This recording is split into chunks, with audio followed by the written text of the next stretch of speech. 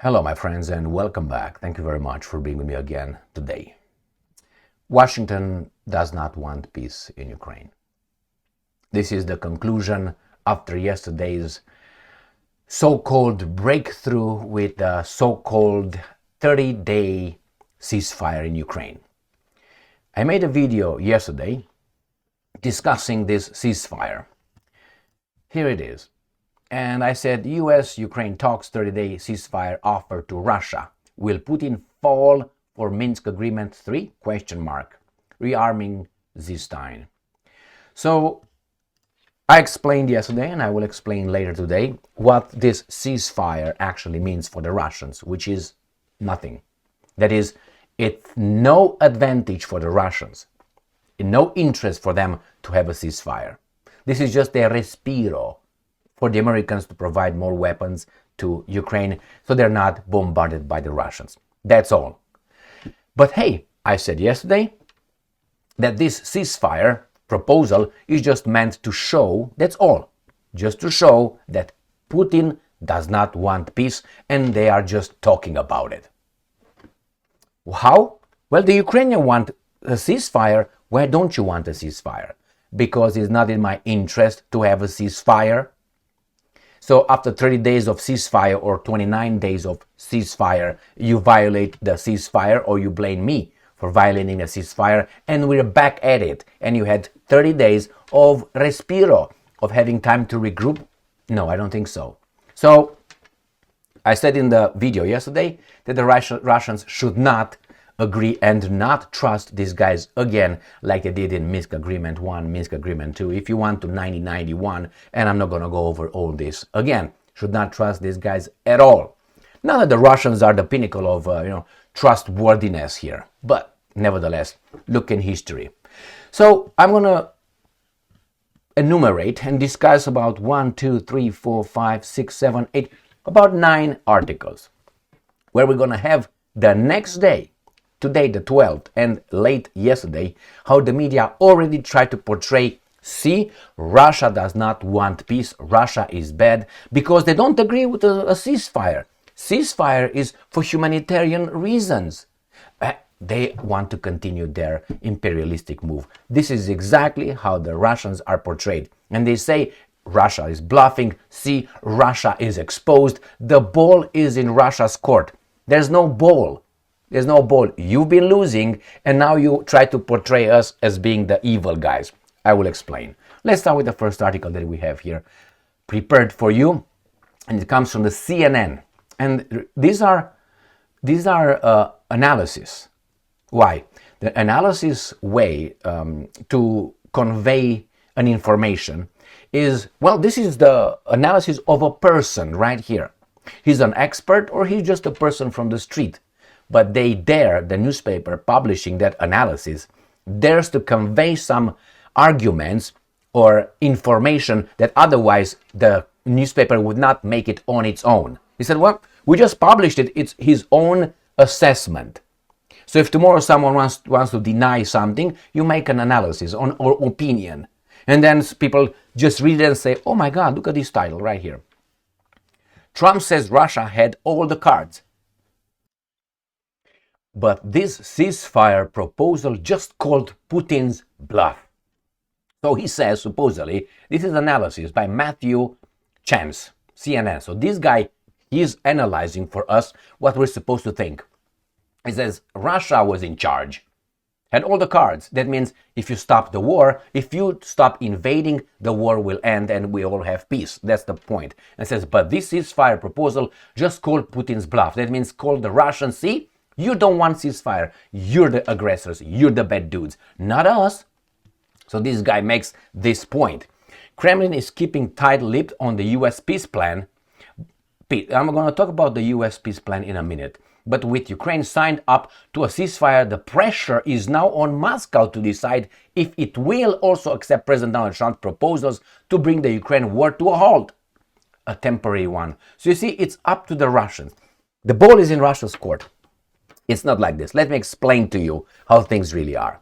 The war was started by people who overthrew a government in Kiev in 2014. Who are those guys? The same guys armed Ukraine in order to do what? To bring NATO in closer to Russia, right? And then when the Russians tried to discuss, the same guy said, no, we're not going to discuss. We took over Ukraine. Oh, Ukraine was a neutral according to 1994 Budapest Memorandum, right? Signed by the Americans. Oh, did I mention the name? And the Russians said, okay, these guys are killing our connationals or our ethnic Russians in Ukraine. We have to intervene. They did. Oy vey, you are the attackers. Now, they're losing. The guys who instigated, to start the whole bullshit with expansion of NATO towards Russia, they are losing right now. So remember, United States of America is not a neutral country in this one. Neither are the Europeans. Are on the losing side, using the Ukrainians to fight the Russians, to destroy Russia. This is my assessment, my analysis. So now supposedly the Americans are coming in and say, like two boys, hey boys, stop here, okay? Don't fight anymore. It's between the Ukrainians and the Russians. It's not. It's between the Western interest and the Russians, using the imbeciles in Ukraine. That's what it is. So now Trump gets in between supposedly, and he's the big daddy, the adult, taking the kids and say, come on guys, this is my peace proposals. No, you are part of you've been losing, and now you portray yourself as being the peacemaker? No, you have to deal with me because you were fighting me. I'm not going to invite the pistol to this when you were holding the pistol. So this is Ukraine, a pistol. And you fight me with Ukraine. Boom, boom, boom. And you invite the pistol to the negotiations. Why does the pistol have to do with all this? It's just going to stay there. You and I need to talk. No, he tries to be between the pistol and I. Like it's between the pistol, hey, the pistol, you and the Russians. It's not like that. So it's very frustrating when you see these guys supposedly and portrayed as being the peacemakers. Trump is not a peacemaker. Trump is part of the fight that's losing. And these guys portray, because they don't want to agree that they're losing, they got themselves out of the equations and put them in between. We are the peacemakers. You're not. You are the guys who wanted to destroy Russia and you failed. But you don't want to recognize that because you have a lot of baboons saying, oh, we are the strongest. Really? All right. So that's the first point. Again, it's in Russia's court. Next one. Business Insider. Another analysis by an analyst, Jake Epstein. Hey, where is your dad? Well, he committed suicide. Ukraine's on board with a ceasefire deal. So Ukraine is good, wants peace. Now Trump just has to get the Russians to stop attacking it. Now let me tell you how this ceasefire works. Suppose ceasefire. So let's say you have a female victim or victim to be, and a rapist come towards the victim. And he said, I'm going to do this to you. So do you agree with that? And she says, there's no interest for me. I'm going to fight you. I'm going to fight you back. See, people? She's the aggressive one. She would fight me. She, instead of agreeing me to just she's the one. See, everybody. That's the way it is. Why would the Russian agree to this ceasefire? They have no advantage whatsoever. Only you have the losing ones. And why should we talk to the Ukrainians? You had time, at least 3 years to talk to us. If we want to go chronologically, you had time to speak with us since 2014 and you didn't. The same with the Europeans. When Europeans want to insert themselves in the situation, in the conversation, boys, go back in your room, clean your freaking room, wash your underwear, wash your butt, brush your teeth, and go to bed. That's it. You are not here to talk. You had the chance so many years, you didn't. The same with the Americans. It was not the Russians who stopped talking to the Westerners, but the Westerners stopped. And now they come back. So that means you lost. What do you want? Okay. And the Russian says, we're open. Come over. Because that's exactly what we wanted in 2021. Before all this bullshit. So now they tell, oh, the Russians will attack it. The Russians have no advantage. It's like two children. This is how the media is right now. As I said yesterday, there's two children and two siblings. And one of the children does something bad in a household. And one of the parents comes home. And the bad kid who did something starts saying, mommy or daddy, whomever, Gigi did this by doing that and blah, blah, blah, blah. Tries to portray the innocent guy. I'm not saying Russia is innocent, but in this case, it's just an example. Just take it as it is. He did it. And the mom is like, but these are really childish arguments. You can see through them. Now it's Russia's fault that it doesn't agree to ceasefire, which is going to work against it. And why should the Russians believe them? You had so many years to have a ceasefire right now, and who comes with the ceasefire? The aggressor, in the Russians' eyes. Trump says, I'm going to give you a deal. No, you come and talk to us. That is, you say, we lost, let's discuss things. A ceasefire, do you agree with that? And the Russian says, well, let's talk about it. You don't talk with your pistol about no, you're part of the problem. All right, so this analyst right here, again, drops it on, stop attacking it. And this is Epstein. You have a Jew, and a baboon right here, 3 of them.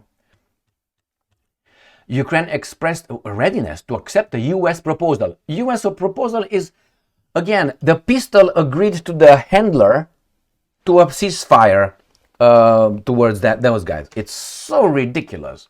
The U.S. resumed the flow of arms. The next challenge for Trump administration will be getting Russia to agree. No, you're not peacekeepers here. You're not peacemakers, my friends. But this is how they're portrayed. Russia responds to Ukraine's U.S. talks in Jeddah. Main news will come from Moscow. So Maria Zakharova, the ballsy, intelligent, beautiful Russian foreign minister spokeswoman, says the pistol and the aggressor can make as many deals they want. We are going to make the decision on our own. So they say, we don't trust you. There's going to be Lavrov who's going to say, we're not going to agree to anything. We have to see action, not words. So let's see what Zakharova has to say about this garbage. Russian Foreign Ministry spokeswoman Maria Zakharova, in light of the talks between the US and Ukraine, the pistol and the aggressor in Saudi Arabia, has stated that Moscow's position would not be formed abroad, and it is therefore worth following the news from Russia. So you can decide whatever you want over there. We don't care. We are the decision makers right here. We are in charge. Zakharova claimed that, and I'm quoting, the main news would be coming from Moscow, and she believes that it is necessary to follow the news not from Jeddah, but from Russian capital. And I'm quoting, Russia's position will not be formed abroad through any agreements or efforts of certain parties. Russia's position is shaped within Russia. That means you can do whatever you want over there. You can't pressure us. We're going to make our own decision, and you can make all your little ballroom dances over there or whatever you're going to do with the Europeans. You attacked us. That's how the Russians see it. Since 1991, their expansions of NATO towards Russia was perceived as an attack. And I think it is a security concern. If it's not, then the Russians should be entitled to place, nuclear warheads in Mexico or Canada or, Cuba. No? And we'll see how the Americans will react. It's okay. It's within the right of each country to make its own bilateral decisions. Yeah, right. Next one. New Voice of Ukraine. US-Ukraine agreements spark praise from Western leaders and anger from Russia. Now, I'm going to read what anger means. All right? This is how these guys make news. Anger. And you know what the anger is? The anger is what Maria Zakharova said. Supposedly that's anger. I think that's dismissal. That's what it is. And here is Western leaders. Why do we care what the Western leaders say anyway? Why should the Russians care? For them, the Western leaders, United States of America, and the baboons in Ukraine are all the aggressors. They're all the guys who want to them. So why would they care what the praise comes from the Western? Why? Well, because they're losing, so therefore it's how you have NFL here. National Football Association. Football being handball, American handball. How many countries on this planet play football, American football? 3 countries? 4 countries? If I want to go to baseball, how many countries? But they are world champions when they win. Oh, we are world champions. But 3 countries who freaking play. The same here. They formed a little club, the Western, and the guy in charge, Al Capone, and the jackals, the vassal states, the slaves on the plantation, and they're all talking about they are an entity. They have a word. They're accepted and admired. And the Western leaders. What Western leaders? The United States tell them what to say. These guys know what to say. Why? They're part of the problem. So again, let's see what these guys are saying. So the Western leaders, and you have all the jackals. French president, Fantastic. Ball is now clearly in Russia's court. You see, that's like an order. It's clearly, yes. Italian Prime Minister Meloni says what? She praised the talks. British Prime Minister Starmer, significant breakthrough. What? And the Russians are supposed to accept that? Again, the ball is now in Russia's court, says Ursula von der Leyen. I told you, British Prime Minister, former Prime Minister Boris Johnson. Why do we still hear about this baboon? Great news. Again, it's just that the Russians don't want peace. French, again, Russia's court, ball is clearly, that's how you understand. Italian, brain, ba ba ba ba ba ba. Ursula said that, pa pa pa, pi pi pi. Now let's see. The main news for us will come from here, Zakharova said on Sputnik Radio. The Russian Federation's position is not being shaped abroad through agreements or actions by other parties. It is formed within the Russian Federation. So this, you see this? This is her statement. Please read it again on your own. And this is that made the person who wrote this article on March 12th to say that that is Russia's anger. So regardless of the Russians' response, they would be angry, they will be bad people, they would not want peace, they want the carnage to continue. They are the guilty ones, my friends. It's like those two children that I explained. All right, let's see what Starmer says. UK urges Putin to take ceasefire deal. Ball is in Russia's court. What deal? This is not a deal. This is not a deal. This is like the rapist showing up in front of a future victim. What? Take the deal. Don't be violent. But this guy is... I have no desire to... It's not a deal. Man, I can't believe these guys can... How should I put it? Make this case this low. That makes you drop the level of the human race even lower than it is. For me, it's very low. No expectations whatsoever. But this, how can you say we can see through it? What ceasefire deal? First, the aggressors make a deal, according to Russians, right? What? You're part of the problem. You're not the peacekeepers, peacemakers. Again, and Starmer, who the hell are you? Why not the president of Bangladesh? I want to hear what the president of Bangladesh said. Or Honduras. Or I don't know, from Mozambique. Or Sudan. I don't know, or Vietnam, or Laos. I want to hear those guys. Or Lesotho. I want to hear those guys. Why Starmer? Who are you? Well, they give them importance. Next one. Starmer again has something to say. All right, this is Ukrinform. Starmer welcomes agreement in Jeddah. Next steps will be discussed in London on Saturday. What next steps? They introduce themselves in the equation. Steps towards what? Oh, the Russians will not participate. Steps on a ceasefire between the pistol and the handler? Is that what it is? And again, London is important. They try to worm themselves back into the equation. You're not. You try to destroy Russia. Now back the fuck off. You're going to do what we tell you. No, next steps will be discussed in London. Why not, I don't know, in Bucharest? Or in Tirana, in Albania? Why not? Or maybe in Kosovo? Oh my God. All right, next one. New Voice of Ukraine. Ceasefire talks set to begin next week. Presidential office. This Jewish guy, Yermak, but he's Ukrainian, right? He says that the ceasefire talks between whom and whom? Again, pistol and the criminal. Set to begin next week. The Russians will be there? I don't think so. Discussion on the technical details of ceasefire. You see, they want peace.